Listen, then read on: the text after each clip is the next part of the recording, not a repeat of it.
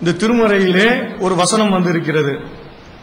யா மஹ்ஷரல் ஜின்னி வல் Incy in இஸ்ததாதும் an தன்ஃபுது மின் அக்தாரிஸ் ஸமாவாதி வல் அர்ல் ஃபன்ஃபுது லா தன்ஃபுது இல்லா பிசுல்தான். மனித ஜின் கூட்டமே, வானங்கள் மற்றும் பூமியின் விளிம்புகளை கடந்து செல்ல நீங்கள் சக்தி பெற்றால் கடந்து செல்லுங்கள், ஆற்றல் மூலம் தவிர நீங்கள் இதை கடந்து செல்ல மாட்டீர்கள் அப்படின்னு சொல்லிட்டு அல்லாஹ் குர்ஆன்ல சொல்றான். இதுல என்ன சொல்ல வர்றாங்கன்னு சொன்னா 55வது சூறாவில 33வது வசனம், 55வது சூறாவில் 33வது வசனத்தில் இந்த அத்தியாயம் 53வது அத்தியாயத்தில் 33வது வசனத்தில் இடம்பெற்றிருக்கிறது. 55வது அத்தியாயம் 33வது வசனம். இதுல நீங்க ரெண்டு விஷயத்தை அல்லாஹ் சொல்றான். நீங்கள் வானத்தை கடந்து செல்ல, வானத்தின் எல்லை, பூமியின் எல்லையை கடந்து செல்ல முடியும், வானத்தின் எல்லையையும் கடந்து செல்ல முடியும், பூமியின் எல்லையையும் கடந்து செல்ல முடியும், வானத்தின் எல்லையையும் நீ கடந்து செல்ல முடியும் அப்படின்னு சொல்லிட்டு இங்க ஒரு தகவலை சொல்றான். இது 1400 வருடங்களுக்கு முன்னால் வாழ்ந்த முகமது ஸல்லல்லாஹு அலைஹி வஸல்லம் அவர்களுக்கு தெரிந்திருக்க வாய்ப்பே கிடையாது, அவர்களுக்கு எந்த அனுபவமும் கிடையாது. ஆனா இங்க அல்லாஹ் சொல்றான் கடந்து செல்ல முடியும் சொல்லிட்டு. இன்னைக்கு அறிவியல் உலகம் கடந்து சென்று கொண்டிருக்கிறது, ஸ்பேஸ் பிளைட் எல்லாம் போயிட்டு இருக்குது. இது இன்னைக்கு நிரூபிக்கப்பட்டிருக்கிற உண்மை. இது கடந்து செல்வதற்கு அல்லாஹ் இன்னொரு கண்டிஷன் வைக்கிறான். அதுக்கு உங்களுக்கு ஒரு வகையான ஆற்றல் தேவை, ஒரு கூடுதலான ஒரு சக்தி தேவை அப்படிங்கிறான். அது என்ன சக்திங்கிறதையும் இன்னைக்கு சயின்ஸ்ல கண்டுபிடிச்சிருக்கான். அந்த சக்திக்கு ஒரு குறிப்பிட்ட குறைந்தபட்ச சக்தி ஒன்று தேவை. குறைந்தபட்ச சக்தி என்ன தேவைங்கிறத இங்க விஞ்ஞானத்துல எஸ்கேப் வெலாசிட்டி அப்படின்னு சொல்றான். எஸ்கேப் வெலாசிட்டின்னு சொன்னா, இந்த டெக்னிக்கலா சொல்றதை விட உங்களுக்கு இலகுவா தமிழ்ல புரியுற மாதிரி சொல்றேன். பூமி புடித்து இழுத்துக்கிட்டு இருக்குது, புவியீர்ப்பு சக்தியின் மூலமாக உங்களை பிடிச்சி இழுத்துக்கிட்டு இருக்குது. இதை நீங்க மீறி செல்வதாக இருந்தால் புவியீர்ப்பு சக்தியை விட மிஞ்சின வேகத்தில் நீங்க செல்ல வேண்டும். இதுதான் புவியீர்ப்பு எஸ்கேப் வெலாசிட்டிங்கிறாங்க. இதை நியூட்டன் ஒரு படம் போட்டு காட்டிருக்கார். நியூட்டன் சொல்லி சொல்லுவோம்ல, அவர் ஒரு படம் போட்டு காட்டியிருக்கார். இந்த ABCD 4 பொருளை சொல்றார். ஏக்கு ஒரு குறிப்பிட்ட வேகத்தில் சென்றால் அது என்ன செய்யும்? பூமியில் ஒரு கல்லு, உதாரணமா ஒரு கல்லு நீங்க தூக்கி வீசினீங்கன்னா அந்த ஏங்கிற பொருள் கல்லுடைய வேகத்தில் தூக்கி வீசினா அது மேல போயிட்டு திரும்ப கீழே விழுந்துரும். இன்னொரு பொருள் B, அதை விட கொஞ்சம் வேகமா வீசினா இன்னும் கொஞ்சம் வேகமா போயிட்டு திரும்ப கீழே விழுந்துரும். அதை விட கொஞ்சம் இன்னும் அதிகமாக வீசினால், ஆனா எஸ்கேப் வெலாசிட்டிக்கு குறைவாக நீங்கள் வீசினால், எஸ்கேப் வெலாசிட்டி பூமியில் இருந்து நீங்கள் தப்பித்து போவதாக இருந்தால் 11.2 கிலோமீட்டர் பர் செகண்ட், ஒரு நொடிக்கு 11.2 கிலோமீட்டர் வேகத்தை விட அதிகமாக செல்ல வேண்டும். அப்படி சென்றால் தான் பூமியை விட்டு நீங்க கடந்து செல்ல முடியும். இந்த 11.2க்கு கீழே உதாரணமா 11 கிலோமீட்டர் வேகத்தில் நீங்க போனீங்கன்னா அது பூமியை சுத்தி தான் வர முடியும். பூமிக்குள்ள சுத்திக்கிட்டு தான் இருக்க முடியுமே தவிர பூமியை விட்டு நீங்க வெளியே போக முடியாது. சரியா? பூமிக்கு இல்ல, பிளைட் இல்ல, சேட்டலைட்ஸ். அந்த உடைய படம் போட்டிருக்காரு நியூட்டன். அது என்ன சொல்றாரு? இந்த எஸ்கேப் வெலாசிட்டி விட கொஞ்சம் குறைவாக இருந்தால் நீங்க பூமியை சுத்தி வட்ட கோணத்தில் நீங்க சுத்தி வந்துகிட்டு இருப்பீங்க, பூமியை விட்டு வெளியே போக முடியாது.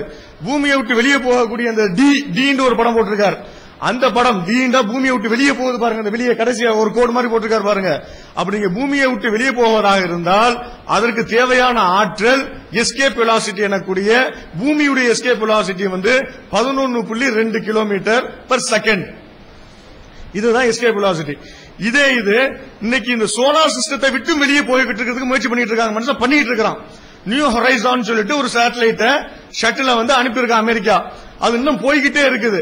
புளூட்டோ இருக்குல்ல, புளூட்டோ ஒரு கோளாக தானே வைத்திருந்தாங்க, அதை ஆய்வு செய்வதற்காக அனுப்பியிருந்தாங்க. இன்னும் போய்கிட்டே இருக்குது.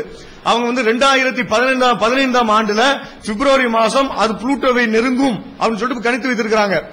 அதை நெருங்குவதற்கு என்ன ஸ்பீடு தேவைன்னு சொன்னா, அந்த 11.2 கிலோமீட்டர் வேகத்தில் போனா பூமியை விட்டு தான் வெளியே போக முடியுமே தவிர இந்த சோலார் சிஸ்டத்துடைய எட்ஜுக்கு போக முடியாது.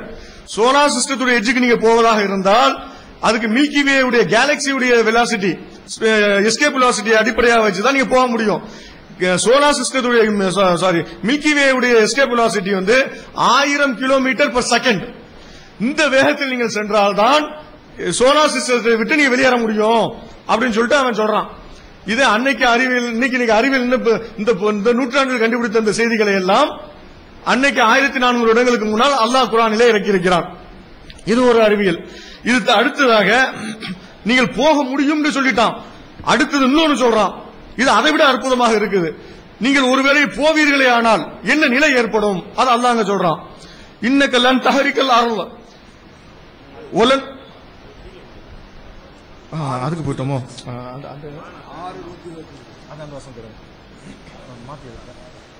அல்லாஹ் என்ன சொல்றான், நீங்க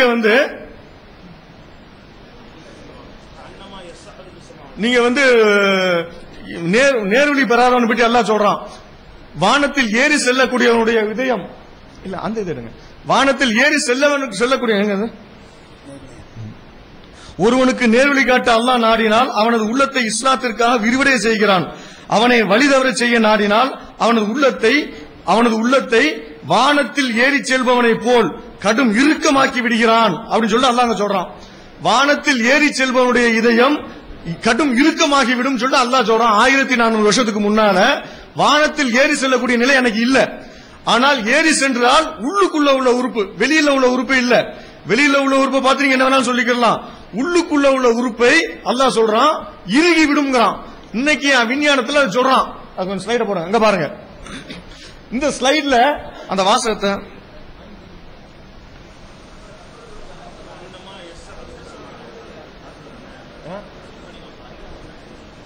அதுல என்ன சொல்றான்டா, அது வசனம் நம்பர் சொல்லுங்க. 6வது அத்தியாயம் 125வது வசனம். 6வது அத்தியாயம் 125வது வசனம். இந்த வசனத்துல வானத்தில் ஏறி செல்பவனுடைய இதயம் சுருங்கிவிடும், இறுகிவிடும். சுருங்குறத பத்தி சொல்லல. சுருங்குவது என்பது வேறு. மலை மேல ஏறினா மூச்சு திணறல் ஏற்படும், அதனால இதயம் சுருங்கும் சொல்றோம். அது சாதாரணமா லாஜிக்ல புரிஞ்சுக்கலாங்களாம். ஆனா அங்க அல்லாஹ் சொல்றான் இதயம் இறுகி விடும்ங்கிறான். இங்க அதே வார்த்தையை விஞ்ஞானிகள் இன்னைக்கு பயன்படுத்திட்டு இருக்காங்க. 2002ஆம் ஆண்டு கண்டுபிடித்த செய்யப்பட்ட சர்வேயில மெடிக்கல் டெஸ்டிங் மூலமாக அவன் சொல்றான்,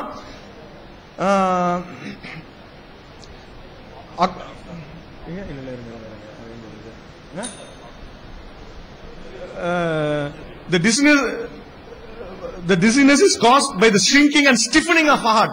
Stiffening, இறுகி விடும்ங்கறான். stiffening of heart என்ற வார்த்தையை அவங்க சொல்றான். அல்லாஹ் அன்னைக்கு 1400 வருஷத்துக்கு முன்னால இறுகி விடும்ங்கறான். சுருங்குறத பத்தி பேசல, இறுகி விடும்ங்கறான். இன்னைக்கு அறிவியல் விஞ்ஞானிகள் சொல்றாங்க ஸ்பேஸ்க்கு போயிட்டு வரவனுக்கு மயக்க மாதிரி ஏற்படுது. இந்த மயக்க மாதிரி ஏற்படுவதற்கு என்ன காரணம்னு சொன்னா அவனுடைய இதயம் ஹார்ட் ஸ்டிஃபன் ஆகிறது, இறுகிறது. அவன் இன்னைக்கு சொல்லிக்கிட்டு இருக்கிறான். இது 1400 வருடங்களுக்கு முன்னால் முகமது என்ற ஒரு மனிதர் எவ்வாறு கண்டுபிடித்திருக்க முடியும்? இது சாத்தியமா? இவருக்கு இது தெரிந்திருக்குமே. ஆனால் மனிதன் அல்லாத ஒரு சூப்பர் பவர் இவருக்கு மேலே ஒருவர் இருந்து இவருக்கு சொல்லிக் கொடுத்தால் தான் இது சொல்ல முடியும். அது அல்லாஹ் தான், இறைவன் தான். இது இறைவனுடைய வேதம் என்பதற்கு இது ஒரு சான்றாக இருக்குது. டைம் இருக்கா? அடுத்தது இப்ப வானத்திற்கு நமக்கு அதை நீங்க சொல்லுங்க. அதாவது மொத்த 4 கேள்வி அறிவியல் பூர்வமாக கேட்டிருக்கோம். தேனியை பற்றி அன்னைக்கு முகமது எந்த அனுபவ அறிவு கொண்டு சொன்னார்? பிரபஞ்சம் விரிவடையும் எப்படி சொல்ல முடியும்?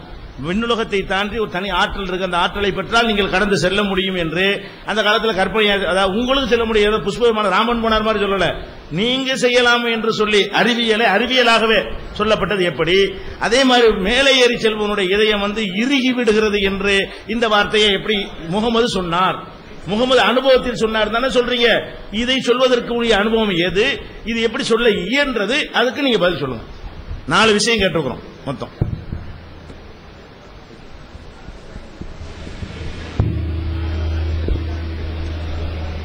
நண்பர்களே, ஐயா அவர்கள் பேசினார்கள்.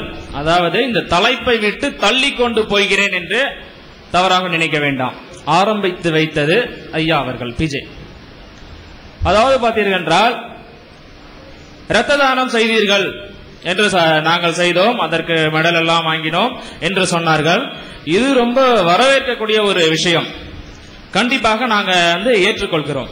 அதாவது ஒரு விஷயத்தை பிடிச்சி நாங்க தொங்கிக்கிட்டு இல்ல. அதாவது பாத்தீங்கன்னா வச்சுக்கோங்களேன், இது சரி அப்படின்னா கண்டிப்பா அதை ஏத்துக்கக்கூடிய மனப்பக்குவம் எனக்கு கண்டிப்பா உண்டு.